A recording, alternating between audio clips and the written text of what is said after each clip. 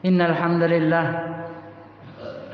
نحمده ونستعينه ونستغفره ونعوذ بالله من شرور أنفسنا وسيئات أعمالنا من يهده الله فلا مضل له ومن يضلل فلا هادي له أشهد أن لا إله إلا الله وحده لا شريك له وأشهد أن محمدا عبده ورسوله اللهم صل وسلم على محمد وعلى آله وأصحابه ومن تبعهم بإحسان إلى يوم الدين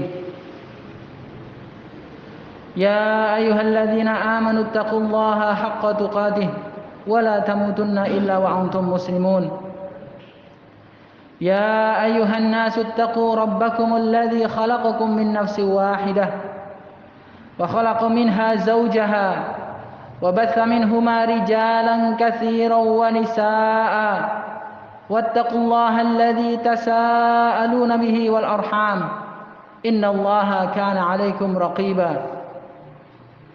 يا أيها الذين آمنوا اتقوا الله وقولوا قولا سديدا يصلح لكم أعمالكم ويغفر لكم ذنوبكم ومن يطع الله ورسوله فقد فاز فوزا عظيما أما بعد فإن أصدق الحديث كتاب الله وخير الهدى هدى محمد صلى الله عليه وسلم وشر الأمور محدثاتها فإن كل محدثة بدعة وكل بدعة ضلالة وكل ضلالة في النار أعاذني الله وإياكم وجميع المسلمين من النار أيها الناس.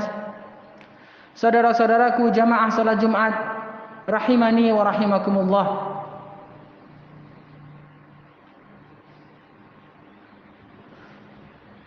Orang-orang Yahudi pada zaman jahiliyah dahulu sangat yakin bahwasanya sudah dekat waktunya akan diutusnya nabi yang terakhir,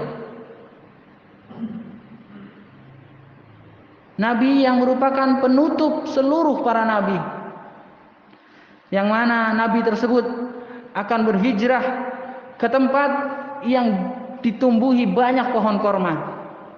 Makanya sebagian dari kaum Yahudi pun berhijrah menuju ke tempat-tempat yang banyak pohon kormanya, di antaranya di Madinah. Bani Nadir, Bani Qainuqa, Bani Quraidah menetap di kota Madinah. Dalam rangka apa? Dalam rangka menunggu datangnya nabi yang terakhir. Sahabat yang mulia Abdullah bin Salam radhiyallahu ta'ala anhu dahulunya adalah seorang ulamanya kaum Yahudi. Maka dia sangat paham bahwasanya nabi tersebut akan datang berhijrah menuju Madinah. Dia paham ciri-ciri nabi tersebut sebagaimana tercantum dalam kitab-kitab mereka. Maka ketika Rasulullah sallallahu alaihi wasallam berhijrah dari kota Mekah menuju Madinah dan orang-orang berbondong-bondong untuk menyambut beliau, tak ketinggalan Abdullah bin Salam pun datang bersama mereka berbondong-bondong demi melihat, demi mengetahui, demi menyelidiki, benarkah ini orang yang diutus oleh Allah Subhanahu wa taala? Benarkah ciri-cirinya sebagaimana yang disebutkan dalam kitab-kitab mereka? Maka Abdullah bin Salam pun datang bersama orang-orang menyambut nabi yang baru datang, belum masuk kota Madinah. Maka apa kata Abdullah bin Salam sebagaimana ini dikisahkan dalam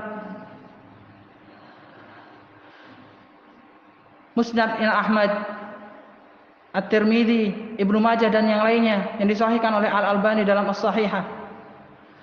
Maka begitu melihat Rasulullah sallallahu alaihi wasallam, apa kata Abdullah bin Salam? Wa anna wajhahu laisa biwajhin kadzdzab. Saya melihat wajahnya bukanlah wajah orang pendusta. Dan apa yang dikatakan oleh Rasulullah pertama kali yang didengar oleh Abdullah bin Salam, Rasulullah sallallahu alaihi wasallam berwasiat, "Ya ayyuhan nas, afsus salam wa at'imut ta'am wasilul arham wa sallu bil laili wan nasu niyam tadkhulul jannata bisalam. Ini adalah hal pertama yang didengar oleh Abdullah bin Salam. Ini adalah wasiat pertama yang terdengar di kota Madinah dari Rasulullah sallallahu alaihi wasallam.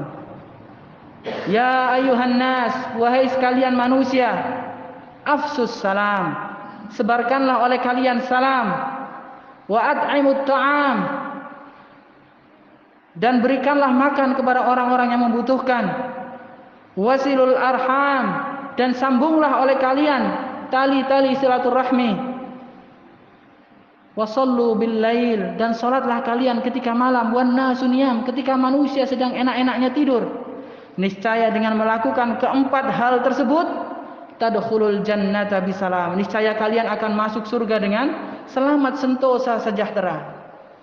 Ini wasiat pertama yang didengar oleh Abdullah bin Salam, yang membuat dia kagum dan membuat dia yakin bahwasanya kemungkinan ini adalah nabi yang terakhir. Kemudian keyakinannya tersebut dimantapkan lagi dengan dia mengajukan beberapa pertanyaan kepada Rasulullah SAW, yang dengannya dia tambah yakin bahwasanya ini adalah Rasul yang telah dijanjikan, sehingga Abdullah bin Salam pun masuk ke dalam agama yang mulia ini. Namun hal pertama yang membuat dia kagum kepada Rasulullah adalah wajah dan wasiatnya Rasulullah yang penuh dengan keindahan, yang dengannya seandainya kita melaksanakan keempat wasiat tersebut pun, niscaya apa yang dijanjikan dalam wasiat tersebut, tadkhulul jannata bisalam, kalian akan masuk surga dengan selamat, sejahtera, sentosa, insyaallah akan kita raih. Yang pertama, saudara-saudaraku, adalah menyebarkan salam, afsus salam. Yang ini jangankan di kalangan orang awam, di kalangan kita yang sudah kenal dakwah lama pun ini sangat jarang kita temukan. Kita masih malu-malu untuk menyebarkan salam. Ini adalah merupakan sunnah yang sudah banyak ditinggalkan oleh kaum muslimin, bahkan oleh kita, waliyadzubillah. Padahal dengan kita menyebarkan salam, niscaya kita akan menjadi muslim yang terbaik. Sebagaimana Rasulullah sallallahu alaihi wasallam pernah ditanya, "Ya Rasulullah, ayyul islami khair?" Wahai Rasulullah, muslim manakah yang paling baik? Maka Rasulullah sallallahu alaihi wasallam menjawab, "Tud'imut ta'am wa taqra'us salam ala man 'arafta wa man lam ta'rif." Yaitu muslim yang suka untuk memberi makan kepada orang-orang yang membutuhkan, dan muslim yang suka memberikan salam kepada orang-orang yang mereka kenal ataupun kepada orang-orang yang tidak mereka kenal. Maka dengan menyebarkan salam, kita akan menjadi muslim yang terbaik insyaallah. Dan sebaliknya, kalau kita malas, kita malu, kita gengsi untuk menyebarkan salam, khawatirnya kita terkategori sebagai muslim yang bakhil. Sebagaimana ini diriwayatkan oleh Rasulullah sallallahu alaihi wasallam, bahwasanya beliau sallallahu alaihi wasallam bersabda, "A'jazun nasi man ajiza fid du'a, wa abkhalun nasi man bakhila bis salam."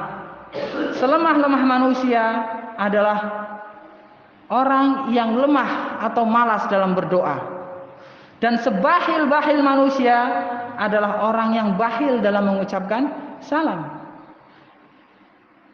Dengan gemar mengucapkan salam, kita akan menjadi muslim yang terbaik.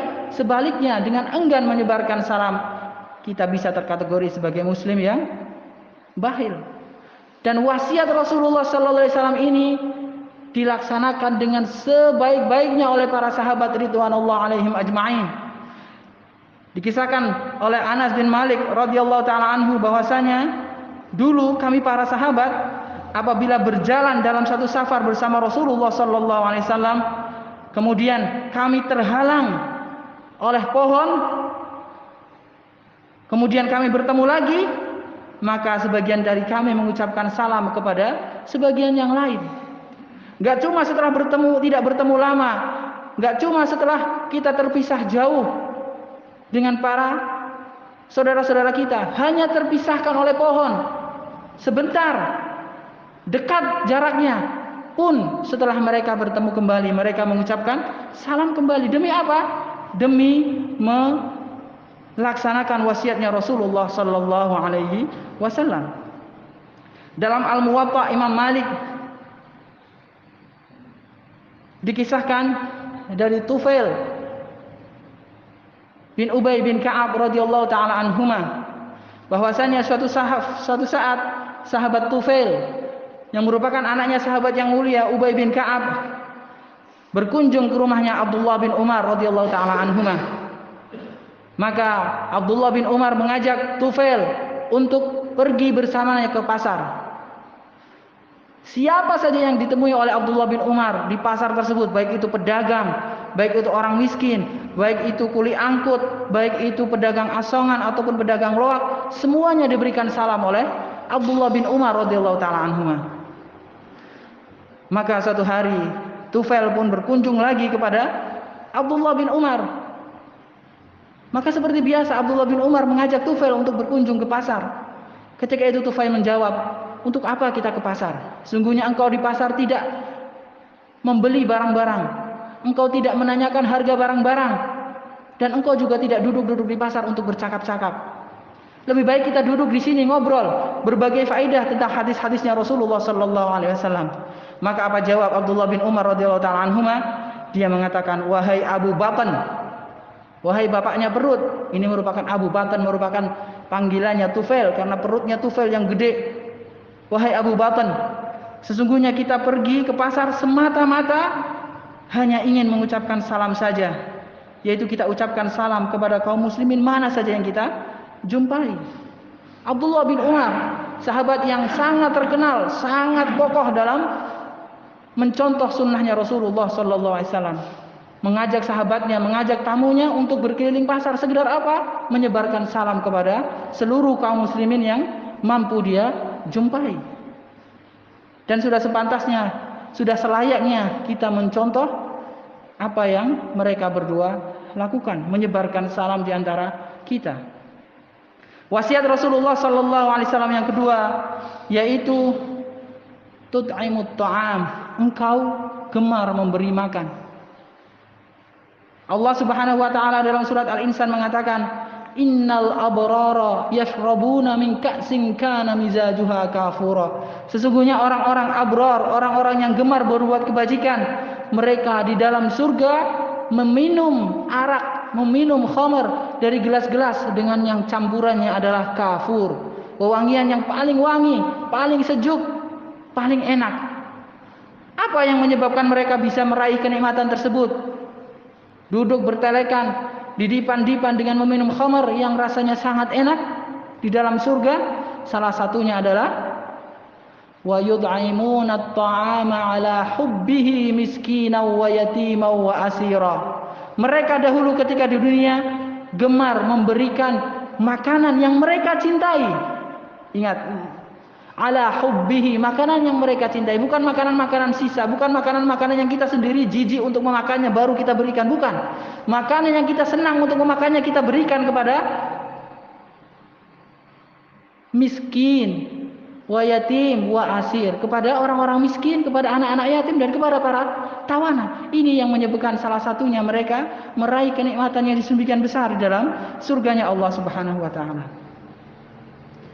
Sedekah kepada fakir miskin ataupun sedekah secara umum adalah burhan, adalah bukti keimanan kita kepada Allah Subhanahu wa taala. Tidak bisa kita mengklaim, mengaku diri kita beriman, diri kita orang mukmin, diri kita orang Islam, tetapi kita bakhil, tetapi kita enggan di dalam bersedekah, di dalam memberi makan kepada fakir miskin. Kalau kita seperti itu, justru khawatirnya kita termasuk orang-orang yang mendustakan agamanya Allah Subhanahu wa taala.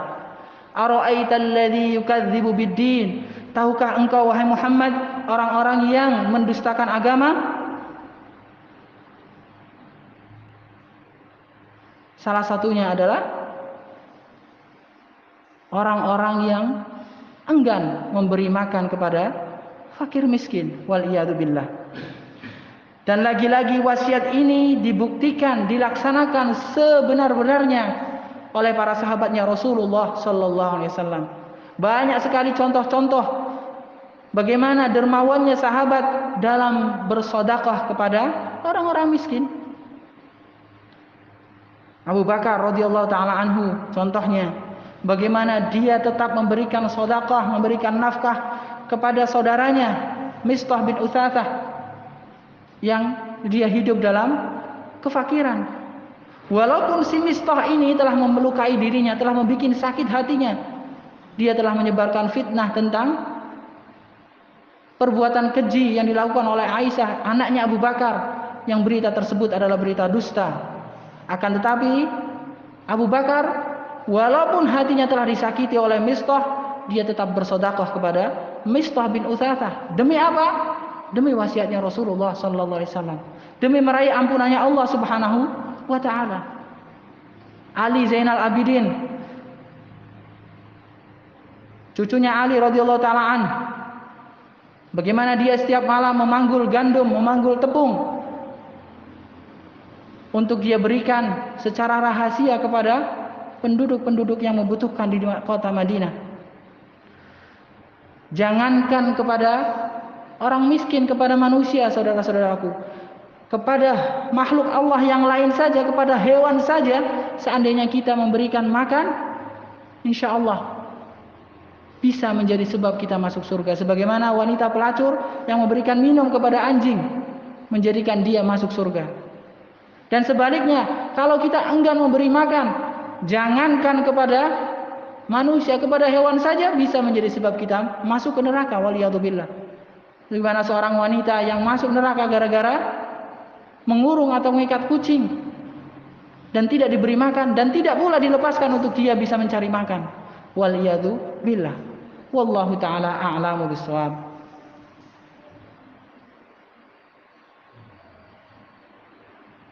Alhamdulillahi rabbil alamin, hamdan katsiran tayyiban mubarakan fih, kama yuhibbu rabbuna wa yardah. Asyhadu an la ilaha illallah wahdahu la syarika lah, wa asyhadu anna Muhammadan abduhu wa rasuluh. Ayuhan nas, saudara-saudaraku jamaah salat Jumat rahimani wa rahimakumullah. Wasiat Rasulullah yang berikutnya adalah menyambung tali silaturahim. Rasulullah sallallahu alaihi wasallam pernah ditanya oleh seseorang, "Ya Rasulullah, akhbiruni bima yudkhilunil jannah wa yubaiduni minan nar." Wahai Rasulullah, kabarkan kepadaku tentang satu hal yang bisa memasukkan saya ke surga dan menjauhkan saya dari neraka. Maka Rasulullah pun menjawab, sungguh engkau telah diberi taufik. Dalam riwayat yang lain disebutkan, sungguh engkau telah diberi hidayah. Apa yang kau tanyakan tadi? Maka orang tersebut pun mengulangi pertanyaannya. Maka Rasulullah menjawab, ta'budullah wa la tusyriku bihi syai'a wa tuqimus shalah wa tu'tiyaz zakah wa tasilu dhi rahimak, yaitu engkau menyembah Allah Subhanahu wa taala dan tidak menyekutukan dengan sesuatu apapun, engkau melaksanakan salat, engkau menunaikan zakat, dan engkau menyambung kekerabatan dengan kerabat-kerabat kalian. Maka orang tersebut pun merasa puas dengan jawaban Rasulullah dan beliau berbalik untuk pulang. Maka ketika dia berbalik, Rasulullah mengatakan, jika dia melaksanakan apa yang telah aku perintahkan tadi, pastilah dia masuk surga. Penyebab masuk surga salah satunya adalah menyambung tali silaturahmi, menyambung tali kekerabatan, menyambung ukhuwah, menyambung kekerabatan dengan orang-orang yang memang memiliki hubungan kekerabatan dengan kita, memiliki hubungan rahim dengan kita, bapak kita, ibu kita, nenek kita, kakek kita, anak-anak kita, paman kita, bibi kita, sepupu-sepupu kita, keponakan-keponakan kita, dan semisalnya orang-orang yang memang memiliki hubungan rahim, hubungan kekerabatan dengan kita. Ini wasiat yang ketiga. Dan yang terakhir, saudara-saudaraku, wasiat Rasulullah sallallahu alaihi wasallam adalah hendaknya kita menjaga salat malam kita. Salat yang terbaik setelah salat wajib adalah salat malam. Sebagaimana salatnya Daud, kata Rasulullah, sebaik-baik puasa adalah puasanya Daud, dan sebaik-baik salat adalah salatnya Daud, yaitu dia tidur setengah malam, dia bangun di sepertiga malam, kemudian dia salat, dan dia tidur lagi di seperenam malam. Dan salat malam adalah kebiasaannya orang-orang yang saleh. Banyak sekali pujian-pujian yang Allah berikan di dalam kitabnya kepada orang-orang yang gemar dalam salat malam. Salah satu ciri orang-orang yang beriman, orang-orang yang bertakwa, penghuni surga adalah tatajafa junubuhum 'anil madaji'. Lambung-lambung mereka jauh, lambung-lambung mereka sedikit sekali terbaring di malam-malam hari. Wa bil asharihum yastaghfirun. Dan di waktu-waktu sahur, di sepertiga malam terakhir, mereka salat dan mereka beristighfar, memohon ampun kepada Allah Subhanahu wa taala. Maka kalau kita ingin diri kita terkategori orang-orang yang soleh, orang-orang yang dipuji oleh Allah Subhanahu wa taala, mari paksa diri kita, rutinkan diri kita untuk bisa salat malam, walaupun hanya 1 atau 2 rakaat. Karena sesungguhnya syaitan setiap malam dia mengikat tengkuk-tengkuk kita dengan 3 ikatan. Sambil di setiap ikatan dia memberikan rayuan-rayuan, alaika lailun tawilun farqud. Di setiap ikatan dia mengatakan seperti itu. Sesungguhnya malam sangat panjang, sangat enak, sangat dingin. Maka tidurlah, tidurlah. Dan seandainya seorang hamba itu bangun dan mengingat Allah Subhanahu wa taala, lepas 1 ikatan. Dan seandainya dia bangkit kemudian berwudu, lepas ikatan yang satunya lagi. Tinggal 1 ikatan yang bisa dia lepaskan apabila kemudian dia melaksanakan salat di malam tersebut. Maka lepaslah ketiga-tiga ikatan syaitan tersebut, sehingga di pagi harinya dia akan merasakan semangat dan kesegaran yang menenteramkan jiwa. Akan tetapi seandainya setan mengalahkan dia tidak mampu bangun untuk salat malam, maka di pagi harinya jiwanya akan merasa jelek dan menjadi malas dalam beraktivitas. Dan ini kita buktikan. Ini kita buktikan. Kalau kita sholat malam, maka pagi harinya badan kita merasa fresh, tidak ngantuk. Dan sebaliknya, kalau kita justru tidur kebanyakan, bangun sampai setelah subuh, justru kita akan merasa tidak fresh, malas untuk beraktivitas. Maka kita introspeksi diri kita masing-masing. Sudahkah kita merasa ringan untuk melakukan sholat malam, atau justru kita merasa berat? Khawatirnya beratnya kita melaksanakan sholat malam adalah karena Allah tidak suka dengan ketaatan-ketaatan kita, waliyadzubillah. Atau bisa jadi karena dosa-dosa kita yang sangat banyak sehingga membelenggu kita untuk kita bisa bangun di malam hari. Wallahu ta'ala a'lamu bis-shawab. Innallaha wa malaikatahu yusholluna 'alan nabi. Ya ayyuhalladzina amanu shallu 'alaihi wa sallimu taslima. Allahumma ighfir lil muslimina wal muslimat wal mu'minina wal mu'minat al ahya'i minhum wal amwat innaka sami'un qaribun mujibud da'wat. Allahumma a'izzal islam wal muslimin wa adhilla syirka wal musyrikin wa dammir a'da'ad din wa ansur ibadakal muwahhidin. Allahumma inna nas'alukal jannah wa ma qarraba ilaiha min qawlin aw amalin wa na'udzu bika minan nar wa ma qarraba ilaiha min qawlin aw amalin. Allahumma inna nas'alukal jannah wa ma qarraba ilaiha min qawlin aw amalin wa na'udzu bika minan nar wa ma qarraba ilaiha min qawlin aw amalin. Allahumma inna nas'alukal jannah wa ma qarraba ilaiha min qawlin aw amalin wa na'udzu bika minan nar wa ma qarraba ilaiha min qawlin aw amalin. Rabbana atina fid dunya hasanah wa fil akhirati hasanah wa qina adzaban nar. Sallallahu ala nabiyyina Muhammadin wa ala alihi wa sahbihi ajma'in walhamdulillahi rabbil alamin. Aqimis shalah.